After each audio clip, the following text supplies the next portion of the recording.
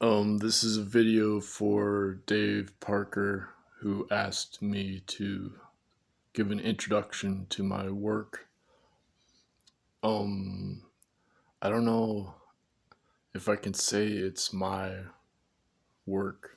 It's not necessarily based on the concept of an individual work. For example, in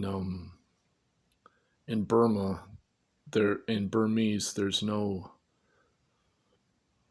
individual pronouns because their language is based on Buddhist philosophy. So there's just impersonal action occurring as interdependent origination. And a great overview of Buddhist philosophy and psychology is the work of Master Huai-chin.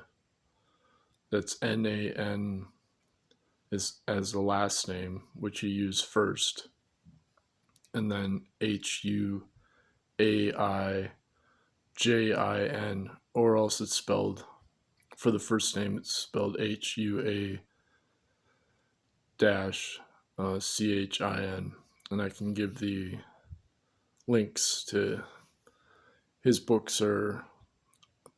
Most of them are out of print, but they're free as PDFs online.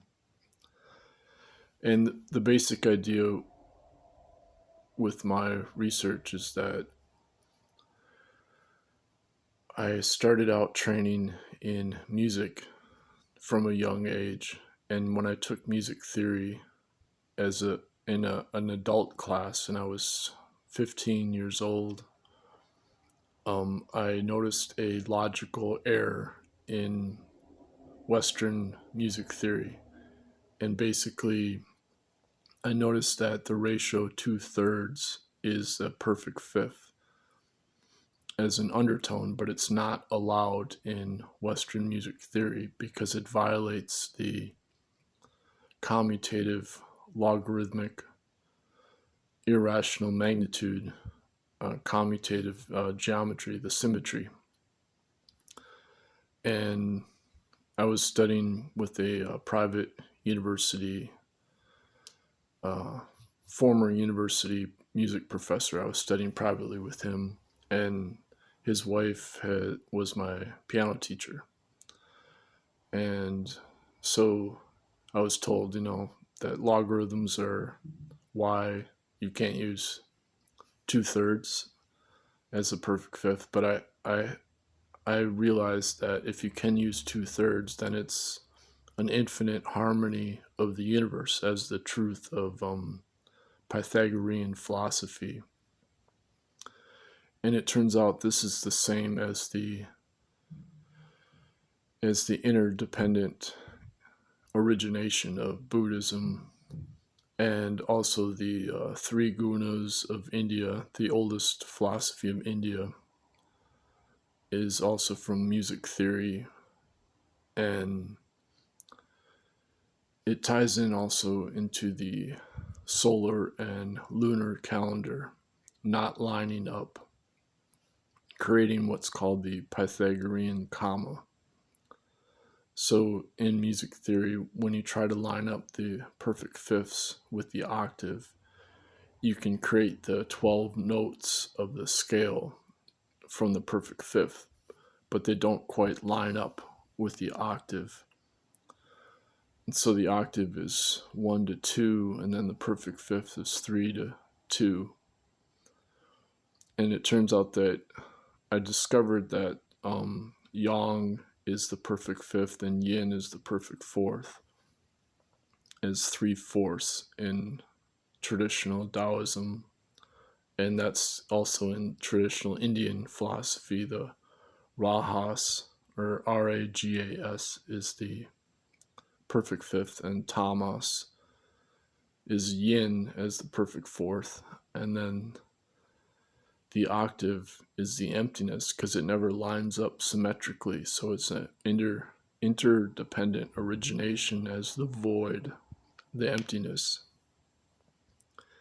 And so this is the secret of alchemy, and it was also rediscovered by Nobel physicist Louis de Broglie when he was critiquing relativity from quantum physics. He pointed out that a particle as a wave has its energy from frequency for the momentum. And so as it goes towards the speed of light, then its frequency increases. But due to relativity, its time as wavelength also increases. And this violates the principle of Pythagoras that frequency is inverse to time, as found in music theory. And therefore, logically, there has to be a negative frequency and time reverse signal from the future. And this is harmonizing matter in the past. And so you have the future and the past overlapping. And so this is the secret also of interdependent origination in Buddhism and as the void, because there's no symmetric rest frame as a measurement by an individual. There's just an impersonal flowing of what Sir Roger Penrose calls proto-consciousness. And Penrose uses the Louis de Broglie Einstein relation, as it's called, which Louis de Broglie called the law of phase harmony. But Penrose uses that equation of quantum physics where the energy is defined by the frequency times Planck's constant equals the mass times the speed of light squared for the most famous physics equation. When you combine those two together as the de Broglie-Einstein relation, then you can deduce that mass originates from frequency. And this is what Sir Roger Penrose then says is the basis of proto-consciousness as non-locality. And so the proto-consciousness actually exists in the future that's secretly guiding us, and it's the basis for spiritual abilities from precognition from the future, and also anti-gravity and levitation and healing abilities, because it's inherently a harmonic healing force. And technically it can't be energy, because energy is defined by squaring the amplitude to get the probability to create the particle in quantum physics. But the inherent time frequency uncertainty in Western science is actually due to this non-commutativity of the future and the past overlapping from the negative frequency and positive frequency. So to bring it back to 2/3, if your root tonic is the 1, then the negative frequency is 2/3 and the positive frequency is 3/2, with the future and the past overlapping.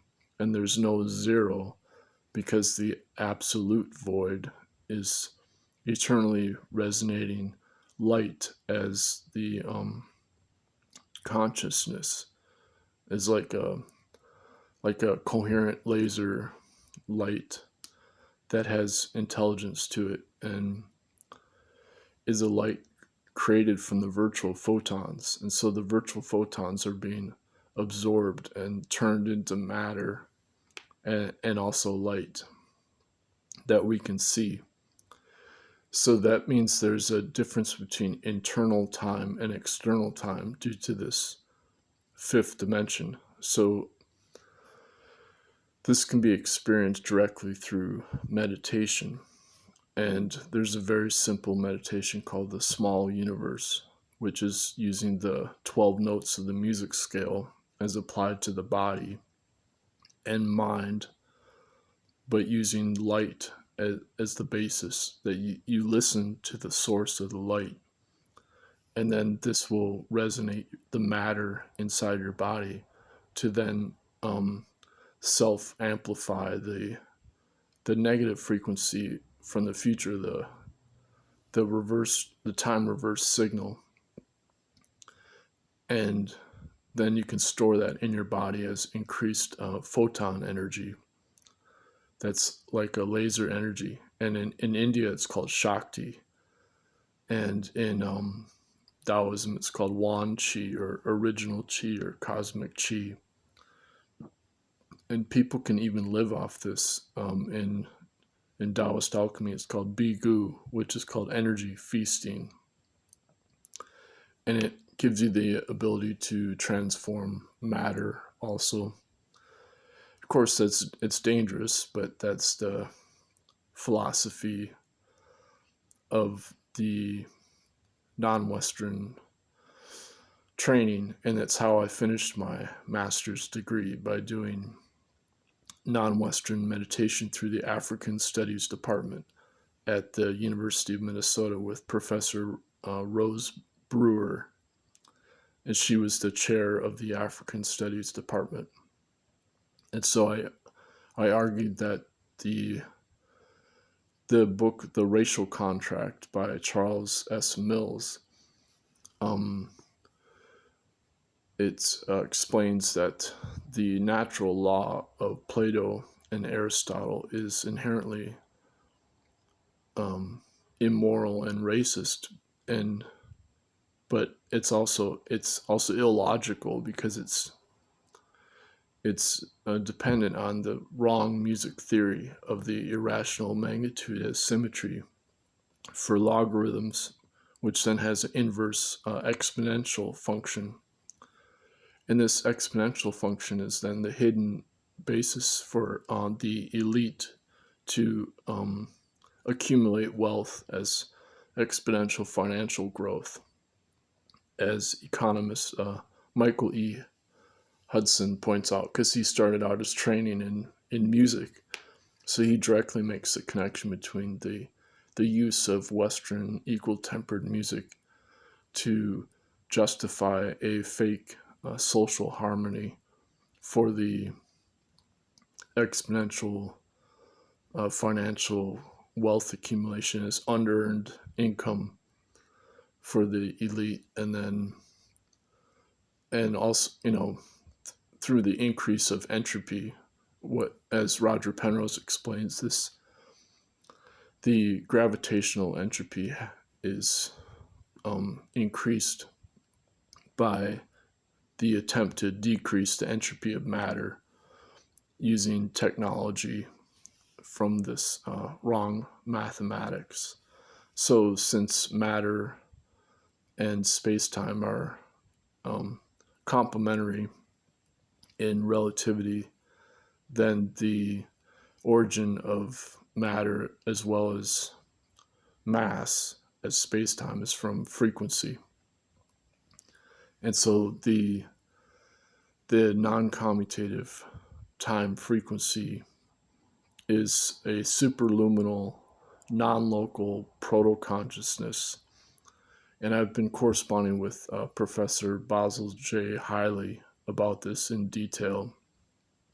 He was the collaborator with Professor David Bohm, and he is now working on a new paper about the non-commutative math of Alon Khan's, the Fields Medal math professor, who also explains that the secret truth of music theory is actually non-commutativity due to this, what he calls 2-3 infinity. So it's precisely the same secret that I had figured out when I was 15 years old, that the truth of reality is this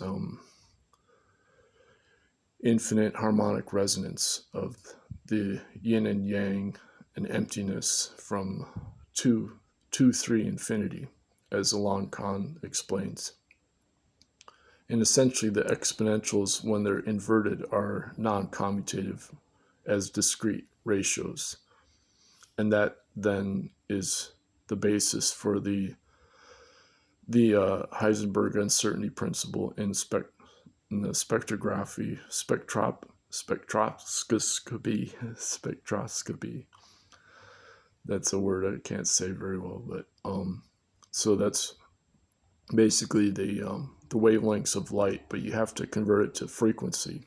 When you convert the wavelengths of light to frequency, then you realize the Ritz-Rydberg principle of combining the different frequencies of light is actually non-commutative algebra.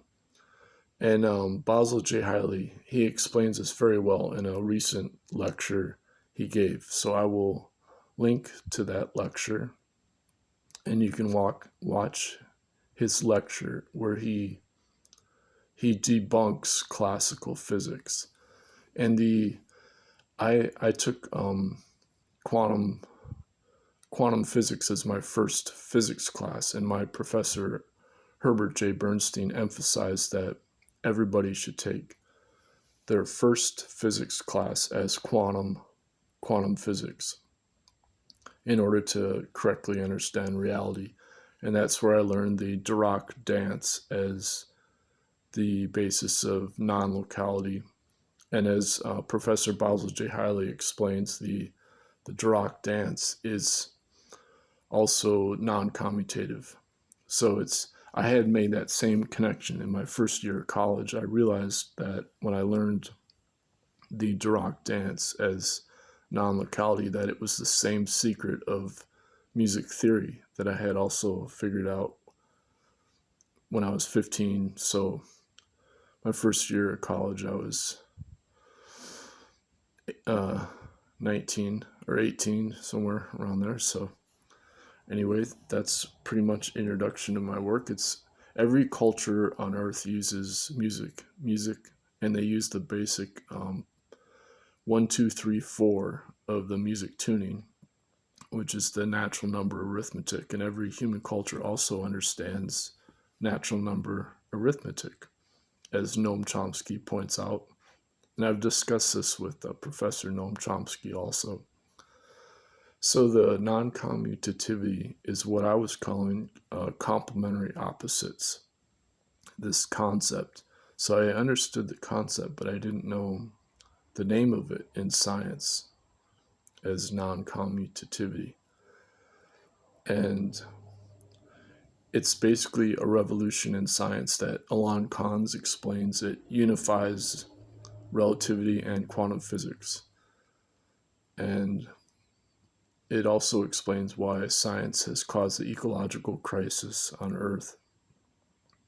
And so it's sort of like the beginning and the end of modern Western science.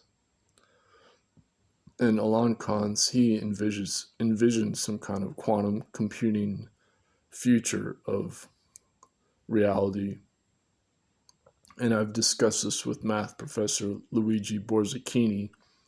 He has a book called Plato's Computer in Italian, so I haven't read it, but I've read his English summaries of it, and essentially it's the same argument that the mathematics is the structural drive of science, and it leads to this matrix, AI, quantum computing, simulation.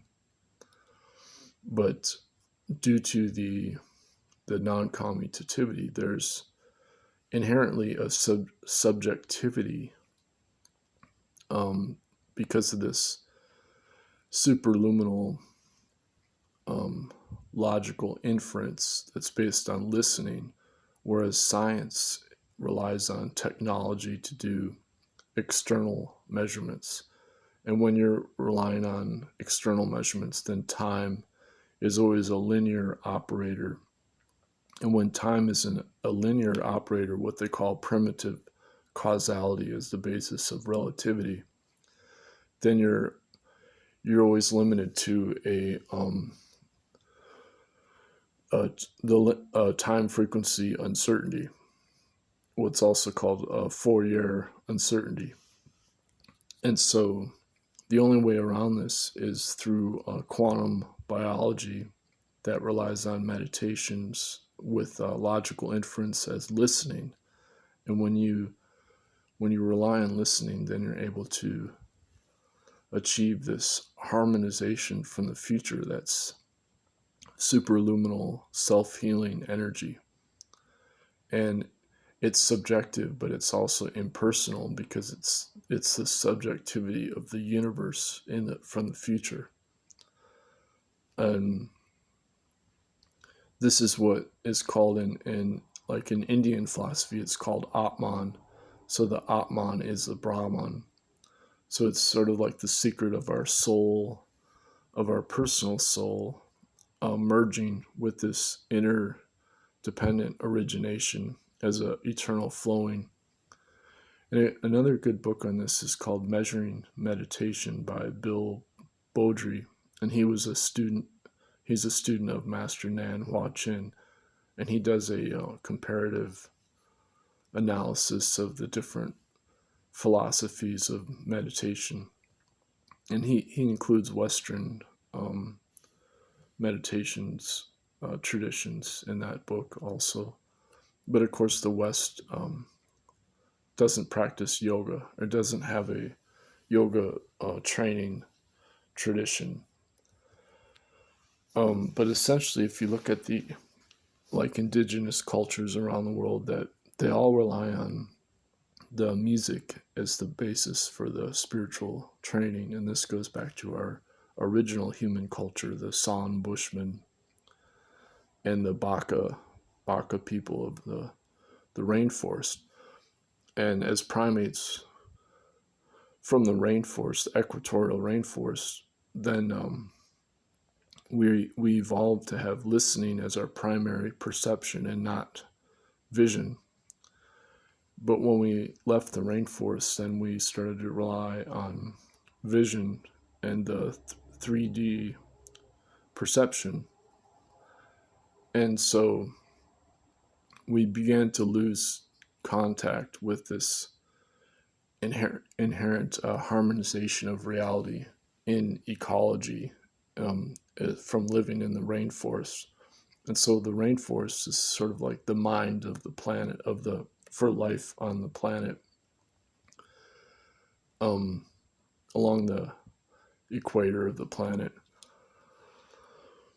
And so you can't model a rainforest ecology. You can't use a supercomputer to model a rainforest because the ecology is just way too complex, which is pretty ironic since nowadays the word ecosystem is used to apply to anything that's not really ecology. It's the ecosystem of healthcare, or the ecosystem of finance, or the ecosystem of the internet, or blah blah. But it's really, meanwhile, we're experiencing a mass extinction of species. The fastest increase of CO2 in the history of life on Earth is occurring right now due to modern science and technology. And it's not just CO2, but it's also the aerosol masking effect from the sulfur pollution reflecting the sun. And so that's caused a cooling of Earth that will go away as the reduction of coal is used to try to reduce the CO2 emissions. So it's like a catch-22 of what Gregory Bateson called schismogenesis, and sort of a positive feedback cycle of destruction due to the increase of gravitational entropy on Earth. And this originates from the wrong definition of time and frequency. So it all goes back to the very origins of Western science, and that's pretty much it. It's It's as simple as you want it to be or as complex as you want it to be. And I just encourage people to practice the small universe meditation. And you can get the CD from Spring Forest Qigong, Qigong Master Chun Yi Lin. His name means Spring Forest. And they'll sell you the 1/2 hour CD, and it has the instructions on the CD, or you can get a digital download version of it. And I first learned of Chun Yi Lin in 1997 from a friend of mine who then she had practiced with him when he was first starting out in Minnesota. And then he spoke at my spiritual healing class at the university. And then I began studying with him in 1999. And then that's how I finished my master's degree, by doing intensive Qigong meditation to test out my music theory hypothesis,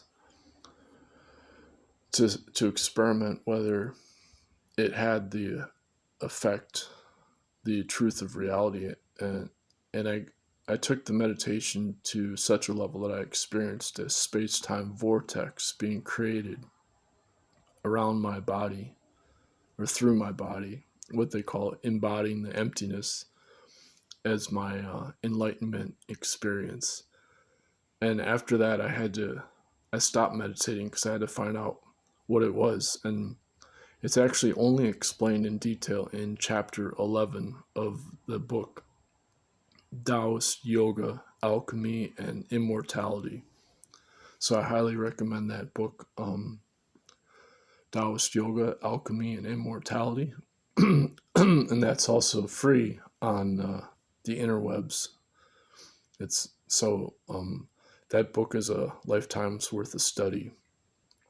And then you can get similar Dawn alchemy books that go into the secrets of the small universe meditation. It's also called the microcosmic orbit, but the traditional practice of it has the 12 energy nodes along the body. And so I'm arguing that actually originates from music theory, going back to our original human culture, and from like over 70,000 years ago. So thank you for your time.